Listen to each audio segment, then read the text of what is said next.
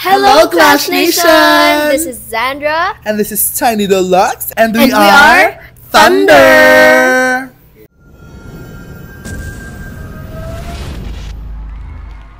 So, yung team na Thunder is parang play on word siya ng team ng name namin, which is Tiny and Zandra. Okay, Thunder, yes. Para pasabog at dumadagundong.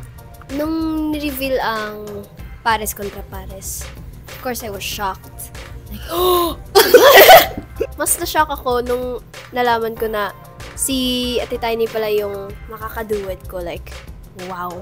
Yes. Wow, this is gonna be good. Lalo na yung yung duo namin is parang tinadhana kasi hindi siya nakapili kung sino gusto niyang kaduet and hindi rin ako pinili ng ibang clashers na makaduet. So, kaming dalawa yung natira sa dulo. So, nung kami na lang yung last pair, actually, medyo kinabahan ako kasi initially, ang akala namin, maglalaban kami na 1 versus 1 kagaya ng round 1.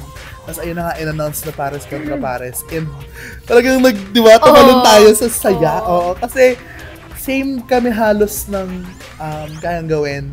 Nag-rap, tapos kumakanta. So, nagkasundo talaga. Doon nga namin na-decide yung yung nag-decide kami ng kanta. Oo, doon agad namin, yes. Napag-desisyonan agad namin kung anong gusto namin kantahin. Again, this is Zandra. And this is Tiny Deluxe. And we are Thunder!